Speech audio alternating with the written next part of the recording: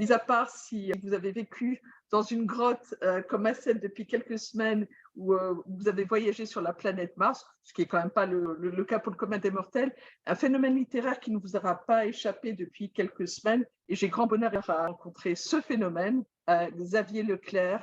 Bonsoir Samia, je suis ravi de cet échange ce soir. On va Oui, être à l'aise oui, et je suis vraiment de tout cœur avec toi dans ce partage parce que d'abord c'est un honneur que tu me fais.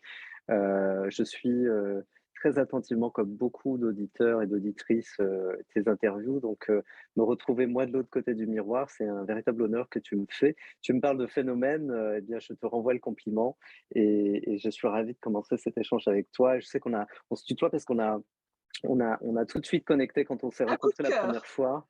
Un vrai C'est un coup de coup de cœur, je cœur. pense. Ouais. Les gens qui lisent ton troisième roman, deuxième en tant que Xavier Leclerc, ton troisième roman, on sont tous bouleversés, retournés. Il ne suffit pas d'avoir un passé commun, une histoire commune pour être sensible à ce que tu nous racontes. C'est qui cet homme sans titre et cette photo d'un monsieur avec lequel tu as quand même beaucoup de traits de ressemblance? C'est mon père, Mohan Saïd Ait Taleb. C'est l'histoire de sa vie que je retrace. Il est né en 1937 en Algérie et Albert Camus, quand il a 25 ans, en 1939, se rend en Kabylie, dans ces hameaux très très pauvres et il va vivre avec les Kabyles pendant 10 jours. Il va écrire donc une série d'articles qu'il va intituler Misère de Kabylie et il va décrire chiffre à l'appui cette misère extraordinaire. Et dans la description très intense de cette misère, il évoque ces enfants qui se battent pour des restes contre des chiens errants. Et vraisemblablement, parmi ces enfants, il y avait mon père. Et donc, cette série de lettres m'a fait l'effet cette série d'articles, joli lapsus, m'a fait l'effet justement de lettres écrites à un ami que je découvrais 80 ans plus tard et donc, j'apprends ou j'entends de nouveau par mes souvenirs, à travers ce témoignage, qu'effectivement les Kabyles survivaient en mangeant des racines et je trouvais ça bouleversant de se dire qu'un homme qui s'est déraciné a mangé des racines pour que nous puissions ensuite s'enraciner et je pensais que ça méritait d'être raconté. Un homme sans titre, ce qui était le Oui. cas de mon père, c'est à travers lui, parce que c'est de la littérature, ce n'est pas seulement un témoignage de type sociologique, c'est vraiment l'archétype de tous ces hommes comme lui qui sont arrivés en France, qui ont fait ce qu'ils ont pu pour survivre et qui ont tous en commun une immense dignité, qui ont tout donné pour que leurs enfants aient accès à l'école. Je parle beaucoup de gratitude, on reviendra sur le sujet probablement. Bien Euh, sûr. et je pensais qu'il était temps de leur rendre la politesse et de les remercier à notre tour en leur rendant un hommage. Et cet homme sans titre, c'est pas un homme sans dignité, c'est au contraire un homme qui ne s'est jamais plaint et qui pourtant n'a jamais dit un mot de travers, lui qui avait connu par exemple la torture en Algérie, qui n'a jamais dit un mot de travers sur la France. Et je trouve que c'est une immense leçon d'amour et de dignité et que je souhaitais partager à l'occasion de ce récit. D'autant plus que ton père est décédé, il n'aura pas eu écho de Non, la sortie de ce livre. Tu aurais voulu qu'il sache au moins que au travers j'ai de l'in- tes récits. Oui. j'ai l'intime conviction qu'il est parfaitement au courant, là où il est. Euh, j'ai expliqué ça à un journaliste dans la jolie cour de Gallimard qui me disait comme ça, très, très froidement, très mécaniquement, ça vous fait quoi d'être là? Et, Et je lui ai dit: «Mais je ne suis jamais seul. Partout où je vais, je ne suis jamais seul et je n'écris jamais seul non plus et ma réussite, ce n'est pas ma réussite, c'est la réussite de tous ces fantômes qui sont autour de moi» Mm. et la voix que vous lisez quand vous lisez mes livres, c'est avant tout une voix qui est nourrie de ces fantômes. Je ne suis que leur scribe, leur Taleb, leur clerc et je suis là, à leur service, en réalité. Je pense que le rôle de l'écrivain, c'est de donner, pour reprendre les mots de Camus, heu, une voix à ceux qui subissent l'histoire. Ton père vient juste après la guerre d'indépendance, c'est ça? Et c'est Oui, vraiment un sacrifice hein, qu'on évoque pour tous ces gens dont la seule préoccupation était d'offrir un avenir meilleur à leurs enfants. oui et qui avait une très haute idée de la France. Mon père faisait partie de ces hommes, du reste, je l'ai souvent entendu à travers d'autres témoignages, il faisait partie de ces hommes qui disaient, au sujet de ceux qui l'ont torturé, que ce n'étaient pas des vrais Français, ceux qui ont fait ça. C'est dire à quel point il avait, alors qu'il n'a jamais été à l'école, il s'était imprégné de cette notion de la France d'abord, ce ne sont pas des frontières, c'est une idée. C'est un projet universaliste, c'est une série d'envies, d'humanisme et de panache. Et il y a quelque chose de très, je parle de mon enfance et de l'amour que j'ai pour la littérature et notamment des Trois Mousquetaires. Mais mon père, c'était vraiment un mousquetaire à sa manière lui aussi. Il croisait le fer, contre la misère, et c'était déjà beaucoup. Mais il avait lui aussi beaucoup de panache, un sens de l'honneur aussi, un sens du devoir. Et ce sont des mots qui paraissent très archaïques aujourd'hui, heu, alors que c'est l'histoire de ces vies, vraiment très altruistes, très sacrificielles. Je rends aussi hommage à Charles de Foucault dans le livre, très et je pense à Charles de Foucault, pourquoi? Parce que c'était un homme extraordinaire qui, voulait toujours la dernière place, disait-il. Et ça m'a fait penser à mon père, à tous ces immigrés qui n'ont pris toute leur vie que la dernière place. Ils ont rasé les murs toute leur vie. Ils Mmh. avaient peur des autorités, ils avaient peur de la police. C'est aussi un livre sur la mémoire de la guerre. La guerre ne nous quitte jamais quand on l'a vécue. Et le propre de ceux qui ont vécu la guerre, c'est qu'ils ne la comprennent pas. Heu, Ils la subissent, ils la vivent, ils la subliment, ils la refoulent, mais ils ne la comprennent pas. Ils n'en racontent que des éclats, comme des éclats d'obus qui sont logés dans nos crânes. Et donc ça donne des hommes traumatisés qui vont raser les murs toute leur vie et qui vont transmettre, cette émotion en héritage aux nouvelles générations. Et donc, c'est un livre sur la mémoire collective. On me dit souvent, mais c'est sur l'histoire de l'Algérie. Mais je renvoie la politesse aussi en disant, c'est tout autant l'histoire de la France. Il n'y a pas un Français ou une famille française qui ne soit pas concerné par la relation coloniale, par le passé colonial. La colonisation, c'est fait à deux. Il y a ceux qui la vivent, ceux qui la subissent, ceux qui la font, ceux qui la nourrissent, ceux qui en vivent, ceux qui en meurent. Heu, c'est une relation, vivante, c'est un tissu comme ça en mouvement. Et l'ambition de mon œuvre littéraire, c'est de raconter, cette saga sur, presque 2 siècles, bien après l'indépendance, puisque j'estime que finalement, même après 62, l'histoire de cette relation se continue encore aujourd'hui. Un des indicateurs, de cette continuité heureuse ou malheureuse, c'est que parfois, on nous renvoie à ses origines, quel que soit le nombre de générations. Je pense aux petits jeunes d'aujourd'hui, encore bien plus jeunes que moi, qu'on renvoie encore à la question de l'immigration, comme si on ne pouvait pas être tout à fait français. À quel moment, heu, on devient-on vraiment français? Et l'objet de ma littérature, je fais aussi référence au livre précédent, 120 francs, qui raconte Oui. l'histoire de mon arrière-grand-père qui est mort dans les tranchées à Verdun, qui s'appelait Saïd Aït Taleb. Quand j'ai raconté l'histoire de Saïd, ce que je voulais raconter à travers lui, c'est la vie de ces tirailleurs qui sont morts pour la France, et qui ont mêlé leur sang littéralement au sol français. On parle du droit du sol, du droit du sang. Lui, il nous a offert les 2. Heu et 100 ans plus tard, je me suis interrogé sur ce que c'est qu'être français aujourd'hui. J'ai aussi voulu rendre hommage dans Un homme sans titre, cette fois-ci, à mon grand-oncle Moussa. Moussa, ce qui veut dire Moïse, le libérateur. Je pensais que c'était intéressant de s'appeler Moussa, pure coïncidence, hein. Je pensais intéressant qu'il s'appelle Moussa pour un libérateur. Hem et donc il meurt en 40 pour la France, vraiment dès le début, contre l'invasion allemande. Et je pensais à lui, à travers eux, à tous ces hommes vraiment sans titre, dans la mesure où ils n'ont aucune considération et ils ont été broyés par l'histoire, par la grande histoire. Je Mmh. voudrais aussi, mettre un petit éclairage sur une notion particulière. On m'a souvent dit: «Votre père a été écrasé par la France et la France vous a élevé». Je tiens à signaler une chose très simple. Mon père n'a pas été écrasé par la France. Il a été écrasé par l'injustice du système colonial et par un capitalisme sans limite. Voilà ce qu'il a écrasé. Ce n'est pas la France. L'Algérie n'a pas souffert de la France, l'Algérie a souffert d'un manque de France. Nous n'avions pas les mêmes droits, nous, indigènes, que les métropolitains, que les Français. Et donc, nous avons vécu une injustice fondamentale et dès le départ, qui nous a amenés à la guerre d'indépendance. Mais fondamentalement, le problème, ce n'était pas la France. Beaucoup aspiraient à ce mariage. Beaucoup, beaucoup, beaucoup dans la population rêvaient de devenir français. Et, et c'est un rendez-vous manqué. C'est une tragédie. Et j'espère que notre génération et que ce livre va contribuer à ce dialogue pour apaiser les mémoires et peut-être s'envisager de nouveau au lieu de se dévisager.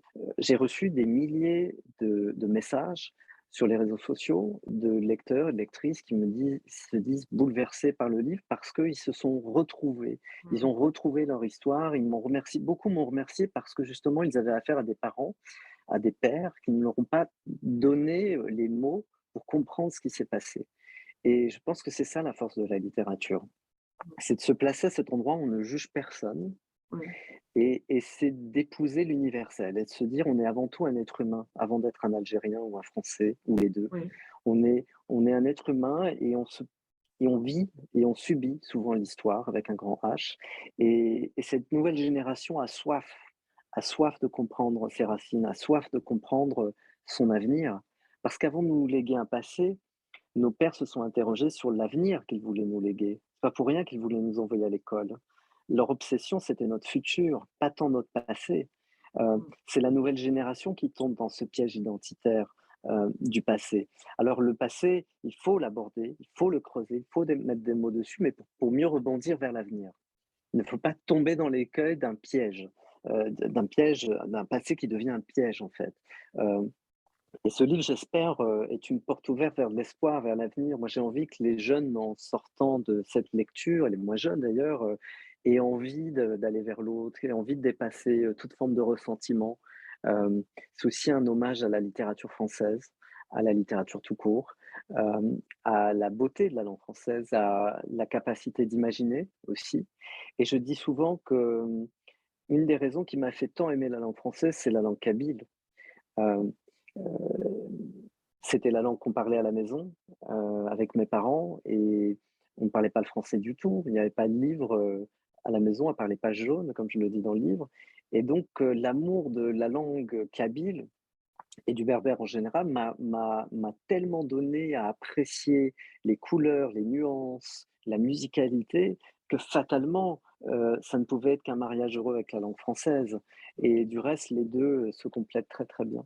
Euh, donc, je tenais à rendre hommage aussi à ce trésor-là, parce que quand on dit un homme sans titre, ce n'est pas un homme sans trésor. Oui. Il a apporté avec lui sa langue, Sans son culture, regard, c'est pas, sa oui, c'est culture. pas un homme, oui, c'est pas un homme sans culture non plus. C'est quelqu'un de Oui, et tradition, de dignité, oui, avec un regard très poétique. Vous savez, c'est comme Jourdain qui faisait de la prose sans le savoir. Mon père, comme tous ces hommes, en réalité, il suffisait de les écouter. Je parle malheureusement au passé parce que la plupart sont morts ou en train de mourir démographiquement, c'est ainsi. Euh, Et il suffisait de les écouter pour se rendre compte du torrent de poésie qu'ils avaient en eux. Ces hommes qui ne savaient pas lire et écrire. Et du reste, grande leçon d'humilité parce que même pour quelqu'un qui a cumulé les diplômes, je me dis finalement, c'est nous les illettrés. Quand on écoute ces hommes, vous vous dites, mais quelle beauté, quelle puissance, quel imaginaire. Euh, et ça pousse vraiment à l'humilité. C'est un livre, comme tous les livres que j'écris d'ailleurs, qui pose toujours la même question. C'est quoi la vraie pauvreté? C'est quoi la vraie richesse? Euh, et quand, par exemple, en kabyle, on vous dit Tahbout Yetej, l'omelette du soleil, euh, c'est une image absolument magnifique qui désigne ces couleurs orangées, jaunes dans le ciel, que ce soit à l'aube ou au crépuscule. C'est vraiment des images magnifiques, c'est un imaginaire magnifique. Et puis cette relation à l'au-delà aussi, cette relation spirituelle qu'ils nous ont léguée. Je crois que, que nos sociétés souffrent énormément d'un manque de spiritualité aujourd'hui, d'un manque de sens. On est davantage dans l'avoir que dans l'être. On est avant tout obsédé par l'acquisition et pas forcément par le partage. Et je pense que ces hommes-là avaient beaucoup à nous apprendre sur le savoir-vivre, en réalité. On parle de la nouvelle génération, souvent des termes très péjoratifs, souvent à des fins très politisées, hein, malheureusement. Moi, j'invite à renouer avec la civilisation extraordinairement riche de laquelle ces jeunes viennent, en fait, dans le sens ça c'est où sûr. elle permettra d'apprécier d'autant plus notre époque, notre société actuelle aujourd'hui. Je pense qu'on peut être profondément français et aimer profondément ses origines. Ton livre a reçu bon nombre de prix depuis qu'il est sorti au mois de septembre de l'année dernière. Ça va du du Grand Prix de la Mosquée de Paris, un prix également de l'Académie des Arts et des Belles Lettres de Caen. Caen, qui est la région d'où tu es originaire, la Oui, Normandie. et je suis très touché par le prix de l'Académie de Caen parce qu'effectivement, j'ai grandi, en Normandie. Mon père est arrivé, en Normandie, à Caen, dans la banlieue de Caen, pour travailler pendant des décennies à la Société métallurgique de Normandie et donc c'était bouleversant pour moi de revenir après, presque un quart de siècle, à l'usine même de la Société métallurgique de Normandie, ou ce qu'il en reste, et d'être au pied de cet immense, chaudron, même si Oui. c'est un même si c'est un une immense structure métallique, Oui. c'est bouleversant. Ça m'a fait l'effet d'un mausolée, en réalité. Je me suis dit: «Mais c'est un mausolée à la dignité de tous ces hommes, en fait». Et c'est émouvant parce que j'ai pensé à ces milliers d'hommes qui ont travaillé, toutes ces familles derrière.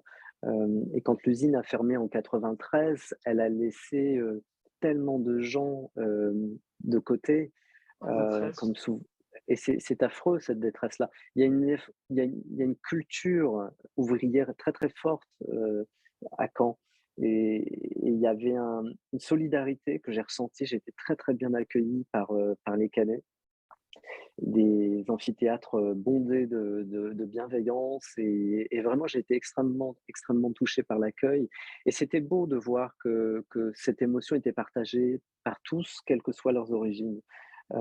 J'insiste là-dessus parce que nos origines, elles doivent nous servir à aller de l'avant, à être encore plus généreux, certainement pas à se braquer, ni à accuser, ni à être, dans quelque chose qui pourrait ressembler à de la tension communautaire. Heu et j'ai été ému par, cette culture ouvrière qui nous a, tous liés à Caen. Quand mon père a pris sa pré-retraite forcée, je le raconte dans le livre, c'est en réalité du monde qu'il s'est retiré. Il est devenu ensuite complètement mutique. Il s'est enfermé dans une sorte de solitude, et je sentais bien qu'il, Il y avait quelque chose. oui, qu'il y avait beaucoup de choses, et la guerre d'Algérie occupait, beaucoup, beaucoup de place là-dedans. Hem et ça m'a bouleversé, et donc à sa mort, il a fallu que je raconte cette histoire. Je devais la raconter. Je pense que, hem, à la question: «Est-ce que ça aurait été bien qu'il soit au courant?» Je pense qu'il est au courant, et je pense qu'il a toujours Il su le qu'un jour sait, oui, oui. j'écrirais sur lui. D'abord enfant, j'écrivais, donc il a toujours su que j'écrivais. Ce que j'allais dire, tu racontes effectivement, et tu retrouves d'ailleurs récemment, tu revois une de tes institutrices, c'est comme une évidence quand tu es gamin de cette volonté d'apprendre la langue française, tu dévores les livres et en même temps c'est un moyen existentiel pour toi, presque un moyen de survie. Oui, c'est drôle, que tu évoques ça parce qu'effectivement, à cette rencontre à Caen, je rencontre mon institutrice, de CP, 37 ans après, qui arrive avec, très émue, Nicole, Dérault, à qui je rends hommage, et qui, arrive avec, la photo de classe et une très belle carte, et on était bouleversés, et c'est beau de se dire que c'est ça aussi la République à laquelle, je veux rendre hommage. C'est des hussards de la République, c'est des gens extraordinaires qui donnent tout, et pour venir à ma rencontre 37 ans après avec la photo de classe, est-ce qu'on se rend compte à quel point c'est indicateur de la générosité de ces instituts, de ces profs, de Nicole D'abnégation. Dérault en particulier, de l'abnégation. On était des têtes de cailloux, on est en ZEP, on n'a pas vocation à forcément être les élèves les plus faciles. Moi, j'étais très sage, pour être sincère, mais je comprends la difficulté de ces métiers-là dans ces quartiers-là. Et je trouve magnifique cette persévérance, cette abnégation des profs, des instituts. J'avais aussi, ma prof, de collège quand j'avais, 12 ans, avec qui je faisais notamment du théâtre, Sylvie Milliard qui était là également. C'est extraordinaire, des anciens camarades, enfin, l'accueil était très, très beau. Tout le tissu associatif aussi en Normandie qui était extraordinaire, et donc je raconte, toute cette vie dans le livre, puisque je reviens au sujet de départ, et l'histoire de mon père, c'est vraiment l'histoire, de ces solidarités-là aussi, et Un homme senti vraiment, au-delà de mon père, c'est vraiment l'histoire de toute cette génération d'hommes, d'immigrés et ces femmes aussi. C'est aussi l'histoire de ma mère. Heu, nous étions 9 enfants et l'idée, c'était de survivre, hem et donc on a affaire à un héroïsme ordinaire, hem, parce qu'il n'y a pas d'autre mot. Comment faire pour, garder, son sang-froid, nourrir ses 9 enfants tous les jours dans la difficulté, les 2 étant complètement analphabètes? C'est, faire preuve de beaucoup d'imagination, hem et hem et pour moi, c'est u encore une fois une immense leçon de Mmh. dignité. C'est mon père, ne s'est jamais plaint, c'est ça aussi qui m'a bouleversé, il a subi, plusieurs accidents, du travail à l'usine et à un moment donné se retrouve avec un front cabossé comme une voiture et il sort du coma le lendemain et dès le lendemain matin, il repart à l'usine. C'est-à-dire il prend même pas une journée de repos. Et ça m'a beaucoup interrogé enfant sur la valeur d'un homme, en fait. Dans 120 francs, le livre précédent, 120 francs, c'est aussi la question de la valeur d'un homme puisque c'est la pension de veuvage. C'est l'argent que devait toucher la femme, l'épouse, si son mari mourait dans les tranchées. Et encore fallait qu'elle postule, je précise. Hem, donc 120 francs, c'était le prix du Le prix d'un malheur, homme, le ouais, prix le prix d'un le homme. prix de la vie. Et là, un homme senti, c'est la question de la valeur d'un homme aussi. Tous ces hommes qui nous ont tant donné, qui ont si peu reçu finalement, quelle était leur valeur? C'était finalement de la main-d'œuvre ouvrière pas chère, si on pose les choses sans aucun ressentiment, mais sans aucune naïveté non plus, sans aucun eugénisme. C'était des hommes qui avaient très très peu de valeur, que le capitalisme a broyé, a utilisé et qui, malgré tout, ont apporté beaucoup, beaucoup de lumière à ce pays. On reconstruit le pays d'après-guerre. On, on montrait vraiment, on démontrait une exemplarité, tant sur le comportement, sur le dévouement, comme d'ailleurs quand ils étaient soldats. Dans les tranchées, les tirailleurs étaient connus pour être des soldats vraiment très déterminés. Leur courage était très, très, très réputé. Les tirailleurs ont été de la chair à canon, c'est vrai. Et, et puis, on s'est retrouvé avec de la chair à usine euh, et maintenant de la chair à médias. C'est-à-dire que la nouvelle génération est caricaturée. Elle sert à nourrir des caricatures souvent populistes, notamment pendant les campagnes présidentielles. Puis ces injonctions identitaires, on nous renvoie constamment à cette idée qu'on appartient à un autre pays, à d'autres origines. Je suis même désolé d'avoir à dire «on» en réalité. Je suis Bah, embarrassé d'avoir à parler comme ça c'est en la maintenant réalité pourtant, 2023.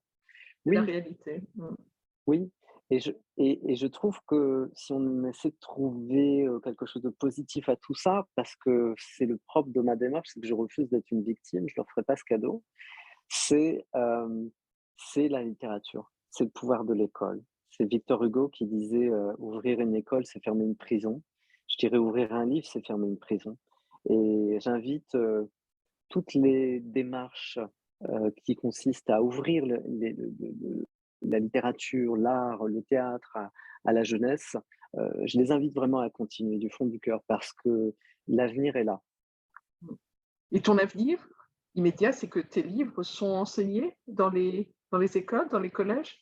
Ou vont Alors l'être prochainement? je reçois beaucoup de messages Sollicitation? très chaleureux de Mmh. de profs, de sollicitations, d'invitations, de profs qui le partagent dans leur programme déjà, et j'en suis ravi parce qu'effectivement, si ça peut nourrir un dialogue serein, apaisé, constructif, j'en suis vraiment ravi. Tu trouves légitimité finalement dans ce travail d'écrivain qui est souvent un travail seul. Finalement, le résultat, il est quoi? Tu t'attendais à ce résultat, cette véritable vague d'enthousiasme? Tu y étais préparé ou c'est finalement quelque Pas chose que du tu tout. gères? Pas du tout. Non, non, c'est un drôle de métier d'écrire, hein. D'abord, faut pas écrire si on veut faire de l'argent, soyons très, très clairs. C'est un drôle de métier. Moi, je m'attendais à pas grand-chose. Je me suis dit: «Mais qui va s'intéresser à mes histoires d'immigrés?» C'est des histoires d'hommes qui ont rasé, les murs toute leur vie. Je me suis dit: «Mais d'abord, les médias, ça les intéresse pas forcément». Ils aiment les histoires de voitures brûlées, ils aiment, les histoires d'attentats, ils aiment, les clichés, mais ces histoires d'hommes dignes, je pense que ça n'intéresse pas grand monde au départ. En tout cas, c'est l'a priori, et Et je dois dire que je dois beaucoup notamment à Léa Salamé qui a adoré, la rédaction de France Inter qui a adoré le livre. Je le dois beaucoup à Étienne de Montetti du Figaro. Je dois beaucoup à tous ces grands journalistes qui ont, adoré le livre et qui se sont emparés, de leurs convictions et qui ont partagé leur enthousiasme et ça a fait un immense effet boule de neige.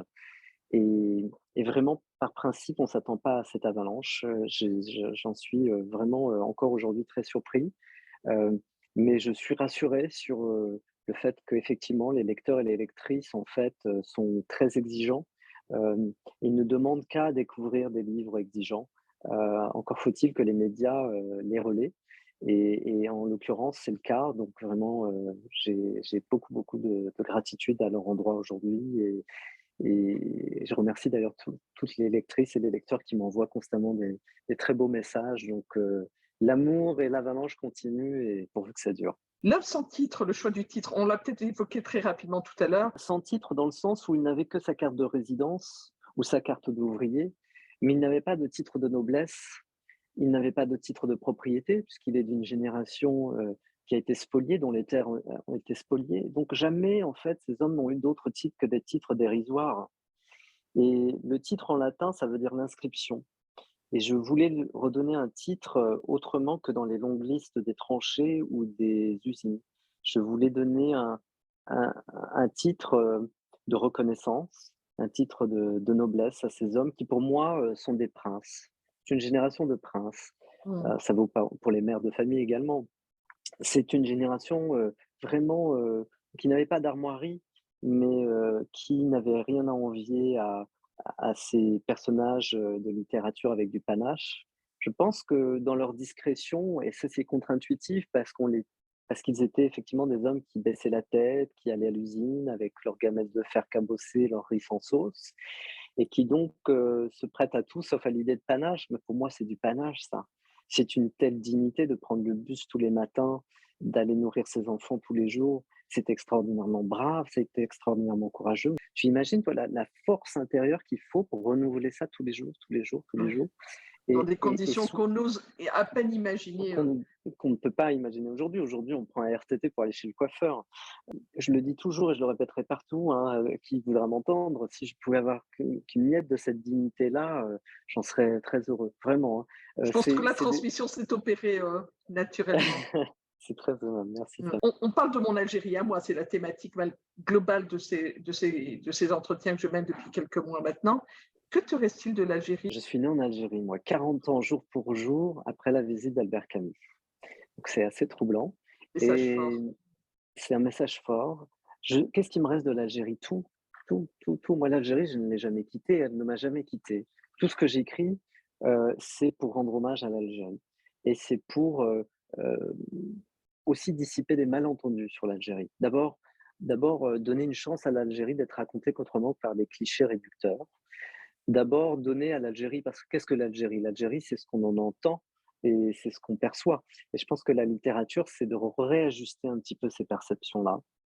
C'est aussi d'évoquer cette jeunesse, notamment de l'immigration algérienne. Parce que l'Algérie, c'est cette capacité historique extraordinaire à se déployer dans le monde.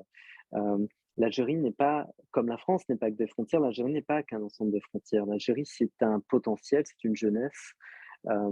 2 personnes sur 3 en Algérie ont moins de 30 ans. C'est un vivier d'énergie extraordinaire. Moi, j'ai beaucoup, beaucoup d'optimisme pour l'Algérie.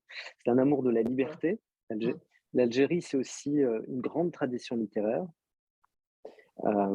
Je suis passionné par Mohamed Dib, par Mouloud Ferraoun, par toute cette littérature francophone algérienne, Albert Camus, tous ces auteurs, quelque part, c'est comme si toute cette génération des années 40, 50 en Algérie, jusqu'à Kateb Yassine, jusqu'aux années 80, c'est comme si toute cette génération-là avait préparé le terrain pour nous. Et donc, j'ai beaucoup de gratitude à leur endroit.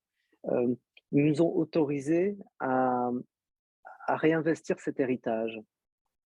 Ils nous ont appris qu'en fait, les ruines de Tipaza faisaient partie de nous aussi. et que cet héritage-là nous invitait à aller de l'avant aussi, que ce n'était pas une prison, euh, et que la langue française nous appartenait aussi, et que cette Katav Yassine, on connaît Alors, tous Monsieur cette Butenguer. citation, ce fameux butin de guerre. Je pense parfois il est mal compris d'ailleurs par cette citation. Il y a quelque chose qui peut paraître un peu hostile. Il voulait dire par là que la langue française est très belle et qu'elle est digne d'un trésor, d'un butin, en réalité. Il n'y a pas forcément de ressentiment là-dedans quand il dit ça.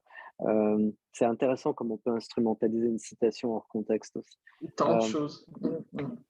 Kateb Yassine, pour ne parler que de lui, c'était un homme extraordinaire. Alors, c'est drôle parce que tu me poses la question, qu'est-ce que je retiens de l'Algérie? Je te donne des noms. Je te donne Assia Djebar, je te donne tous ces êtres qui ont écrit pour l'Algérie. Parce que l'Algérie, c'est d'abord un pays d'écrivains. L'Algérie, c'est un jeune pays, relativement parlant. Et on a besoin de se retrouver quand on est jeune. On a besoin de faire la fête, mais on a aussi besoin de pleurer ensemble. La littérature, c'est cet endroit où on peut enfin, parce que les Algériens sont très fiers, euh, ils cachent leurs larmes, ils cachent leur pauvreté, ils cachent tout ce qui n'est pas beau à voir. Euh, et ils vous donneraient tout, même s'ils n'ont rien. Et c'est cette générosité-là aussi que la littérature doit raconter. Euh, Moi, mon but, en fait, c'est de transmettre cet amour-là de l'Algérie, en réalité. J'étais très touché par le prix de la Grande Mosquée de Paris, aussi pour ça, parce que c'était l'occasion d'avoir un... Je l'ai dit au recteur de la Grande Mosquée, je lui ai dit, moi j'ai l'impression qu'à travers ce prix, c'est mon père qui me répond. Et parce que mon père était très croyant. Euh, il était très croyant, mon père c'était quelqu'un de très humble, très simple, il faisait pas de politique. D'abord, il connaissait rien de la politique, ça ne l'intéressait pas du Il tout. n'avait pas le temps, je pense. Du coup, c'était pas dans ses Il préoccupations n'avait pas le quotidiennes. temps, et puis je le dis dans le livre, pour lui, Jean Jaurès, c'était le nom d'une rue du quartier de la Guérinière à Caen, quoi. C'était, c'était, il n'avait pas de conscience politique, mais du reste, ils étaient formatés pour ne pas avoir de conscience politique. Euh, mais donc l'Algérie, je digresse, mais l'Algérie, c'est cette prise de conscience d'un avenir à créer, en fait. On a hérité de ça parce que nous, les enfants des indépendantistes, on est dans cette question de créer un projet de société, en réalité. 62, c'était hier. Euh, et c'est formidable de réinvestir cette énergie, cet enthousiasme, de se dire, bon, très bien, on a parlé des douleurs, maintenant on va essayer de parler dans la joie de ce qu'on peut faire ensemble, de ce qu'on peut mettre en Construit. place ensemble. Je repense d'un seul coup à Tao Samrou, je repense à Je Jean pensais à Jean Amrouche, Amrouche, oui. Je pensais à Jean je Amrouche en repense. t'écoutant. Ouais. Vous savez que d'ailleurs, tu sais d'ailleurs que Jean Amrouche, c'est celui qui a vraiment inventé les interviews telles qu'on les connaît aujourd'hui. Oui. C'est c'est extraordinaire cette inventivité-là. Euh, En tout cas, j'ai envie de réinvestir cette capacité à imaginer un pays ensemble. L'Algérie, c'est ce que l'on en fait, hein. C'est ce que l'on veut bien en faire. Oui. Il y a tellement de bonne volonté, il y a Kamel Daoud, il y a Boualem Sansal, il y a tellement d'auteurs et d'autrices plus intelligents les uns que les autres. Il y a un vivier. Je pense qu'il faut que l'on soit apaisé dans notre manière de communiquer les uns avec les autres. En fait, un des grands drames de l'Algérie, c'est qu'on n'a pas encore appris vraiment à prendre le temps de s'écouter les uns les autres sans se juger. Euh, et ça va venir, et j'ai confiance en la jeunesse pour avancer là-dessus, pour être capable d'accepter nos différences aussi, d'accepter nos différences de point de vue, nos différences en tout genre, et de commencer à les envisager comme des richesses. Euh, et la littérature, encore une fois, a beaucoup à faire sur ce champ-là. Et je suis très, très optimiste. Moi, j'adore l'Algérie. Je recommande à quiconque nous écoute et qui n'a pas encore visité la terre probablement de leurs ancêtres, parce que je sais qu'on a beaucoup de jeunes qui nous écoutent. Je les invite à se rendre en Algérie, à découvrir Alger, à découvrir Oran, Tlemcen, la Kabylie, toute l'Algérie, à descendre jusqu'au Sahara. C'est un pays absolument sublime, euh, une histoire absolument sublime. Donc la question de ce qui me reste d'Algérie, c'est vraiment, pour moi, tout est resté en Algérie, tout est resté en moi d'Algérie. Euh, et l'œuvre littéraire, elle donne une place centrale à l'Algérie aujourd'hui. Et c'est une question à laquelle je réfléchis souvent et à laquelle Mohamed Dib, lui, avant de mourir, réfléchissait beaucoup. Est-ce que l'écrivain algérien doit sortir des frontières de l'Algérie? C'est intéressant parce que lui était vraiment d'une autre génération. Et bizarrement, la question peut se poser encore aujourd'hui. Mais Mm. je pense que s'imposer de sortir des frontières culturelles de l'Algérie, c'est tout autant en être prisonnier que de s'imposer d'écrire que dans les frontières algériennes. Je pense qu'il faut juste avoir envie d'écrire sur ce que l'on écrit, tout simplement. C'est une liberté extraordinaire. Moi qui suis fils de prolétaire, euh, j'ai souvent envié les écrivains, c'est un pléonasme, les écrivains bourgeois, parce que c'est vrai qu'il y a une domination dans le milieu culturel. Les Oui. écrivains sont souvent 95% des bourgeois. C'est une donnée sociologique évidente, et de reproduction de classe, etc. Et souvent, je me suis retrouvé à les envier parce qu'il y avait chez eux une insouciance que je ne connaissais pas. Et il y avait chez eux une sorte presque de je m'en foutisme, hein, une envie de. Et souvent, ils vous parlent de torturer la langue, ils vous parlent de détruire, de tordre le cou au verbe, d'expérimenter des choses. Alors que moi, c'est pas du tout ça ma Mm. démarche. Ça, c'est Moi, ma l'amour de la démarche, belle c'est langue. oui, absolument, c'est la belle langue. C'est l'unification. C'était le projet de Louis XIV. C'est pour ça que l'Académie de Caen s'appelle des belles lettres, parce que Louis XIV avait imposé cette qualification des belles lettres. C'est-à-dire que l'idée, c'était de créer, de faire nation, et de faire en sorte que la France soit reliée par une et belle même langue. Et donc, pour moi, les belles langues, c'est quelque chose qui me touche profondément. La belle langue française, parce que finalement, c'est celle qui se rapproche le plus du kabyle en réalité. Il y a quelque Ça. chose de très, très, très distingué dans la langue kabyle. L'anglais, c'est très proche du L'anglais, kabyle. c'est vrai? Oui, oui. Tu trouves? J'ai Oui, fait aussi. parler, j'ai fait parler de ma maman qui est en France depuis juin 58. Je lui ai fait prononcer phonétiquement une phrase en anglais. Je t'assure qu'aucun accent. Oui, parce que c'est drôle que tu dis ça. Moi qui suis là à l'heure où on se parle dans ma maison d'Angleterre, les Anglais, et j'ai aussi un passeport britannique, donc on peut parler d'une succession d'identités, enfin Mm. les Anglais en termes linguistiques, par exemple, on a le H aspiré. Ils disent ham, par Mm. exemple, ou ils disent happy. Ils insistent sur le H aspiré, alors qu'un Français qui ne connaît pas d'autres langues, il va dire happy. Ouais. C'est pas du Mm. tout la même chose. Donc c'est vrai qu'une personne qui a un substrat kabyle va parfaitement prononcer un certain nombre de mots anglais, ce qui ne sera pas forcément le cas d'une personne née Mm. avec ou sans en tout cas un substrat kabyle. Donc c'est vrai que c'est pas faux cette idée. Mais par là, j'entendais surtout l'élégance en fait. Je repense beaucoup à une vieille interview de Mohamed Dib, Le et flegme. cet homme, il parlait comme un aristocrate de la fin du 19e siècle. Il avait cette élégance extraordinaire. Et je me dis, mais c'est cette algérianité, hein, c'est pas que le kabyle, c'est cette algérianité-là, ce flegme, ce panache, cette allure, ce calme aussi. Je trouvais que c'était, enfin, je trouve ça très émouvant, et donc pour moi, les belles lettres, c'est très important. Et puis au passage, c'est comme dans l'art tout court, avant de faire de l'abstrait, il faudra peut-être apprendre à faire du figuratif à peu près correct. Mm. Et avant de faire de l'expérimentation sur la langue, j'inviterai d'abord à maîtriser les bases. Et, et Dieu sait qu'il y a du travail. Après, torturer, mais quelle idée, quand les mots sont si délicieux et qu'ils vous le rendent bien, pourquoi les maltraiter autant? Euh, S'appelait Xavier Leclerc. Toi et moi, on sait qu'on est originaire d'Algérie, de Kabylie. Xavier Leclerc n'est pas ton nom de baptême. Non, pas du tout. Mon nom de naissance, c'est Haït Taleb, et le clerc, c'est la traduction de Haït Taleb, puisqu'un Taleb, c'est un clerc. Mm. Et au départ, ce changement de nom était nécessaire parce que j'ai vécu, comme beaucoup de gens, la discrimination à l'emploi. J'avais 2 masters à la Sorbonne et je ne recevais aucune réponse, aucune invitation, pour des entretiens, et j'étais condamné, comme beaucoup, à ne faire que des emplois, sous-qualifiés. Visiblement, il y avait des noms plus propres que d'autres, et mon entourage m'a fait la remarque, et je me suis fait une raison à ce moment-là, et je me suis dit: «Bon, je vais traduire mon nom et on verra bien», et j'ai simplement traduit mon nom au départ avant même de changer ça sur le plan administratif et de l'assumer complètement, Et à mon grand étonnement, une semaine après, je recevais vraiment des centaines d'appels, alors que je n'avais aucun écho auparavant.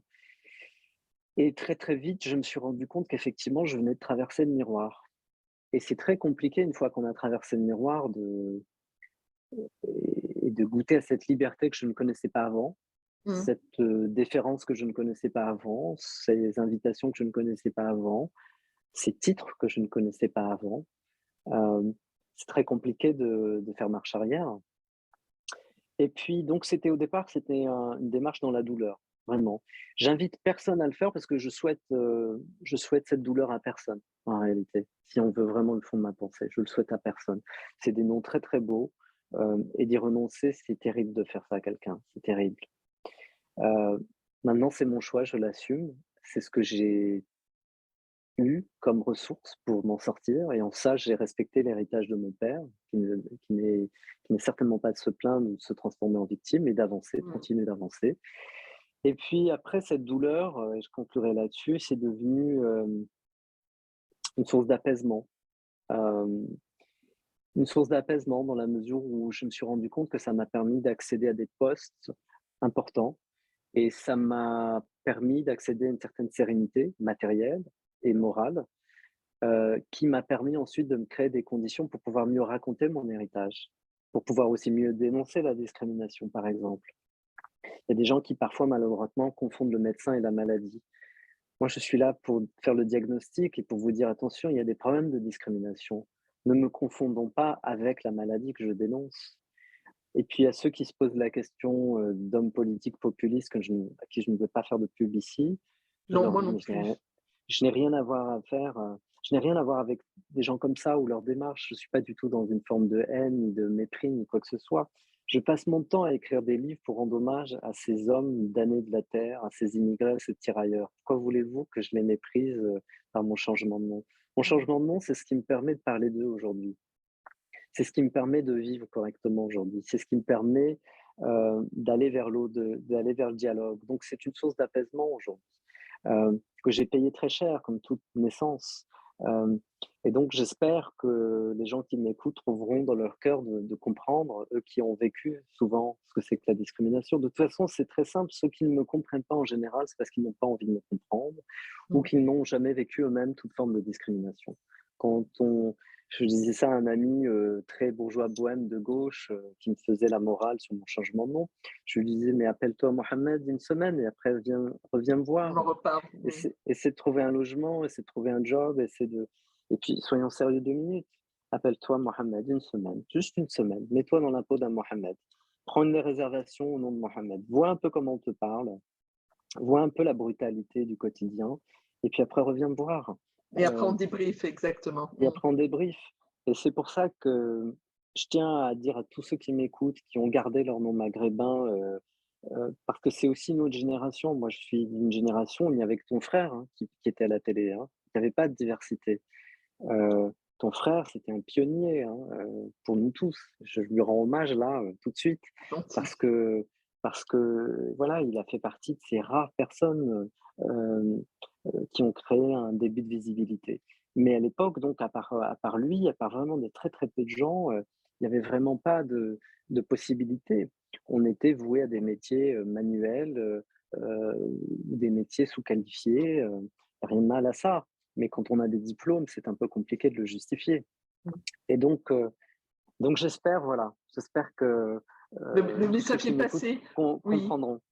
Tu sais, j'hésitais, avec toute l'amitié que j'ai pour toi, cette amitié naissante et ce respect, j'hésitais à poser la question et je pense que c'était important de l'envisager pour d'évoquer cette question. On ouvre la Oui, parenthèse et on la ferme pour lever toute ambiguïté. Et puis, comme tu disais, ceux et celles qui ne comprendront pas, mais on oui, ne peut pas les forcer à. j'ai reçu tellement d'amour et de bienveillance et de compréhension de beaucoup, beaucoup de gens qui me disent qu'ils comprennent. Donc je suis heureux aussi d'apporter quelque chose de nouveau parce que dites-vous bien, parce que je dis «vous» parce que je m'adresse à tout le Oui, monde, j'ai bien que compris. c'est un acte libérateur. Sortez de l'injonction identitaire. On n'a pas à être un clown sur scène et à faire rire les gens. On peut aussi, devenir des intellectuels, on peut aussi devenir des cadres supérieurs, on peut aussi devenir des gens sérieux et on n'est pas obligé d'être dans des caricatures permanentes. Et donc, changer de nom, pour moi, c'est de dire à un moment donné, on va aussi changer de nom NON. Cette fois-ci, ce n'est pas seulement les mêmes personnes qui diront non. Je peux dire non à certains postes, je peux dire non, c'est un luxe. Je peux dire non à certaines sollicitations parce que je me suis mis dans une position de succès aujourd'hui. Et donc, ce changement de nom, c'est libérateur. Et quoi de plus beau que cette tradition de libérateur quand on a des origines algériennes? Et quoi de plus beau que cette tradition de liberté quand on aime autant la France? Ouais. Et quand on est des Amazirs, toi et moi, on appelle Les hommes Amazirs libres, les hommes libres. Merci, bien sûr. merci beaucoup, Xavier.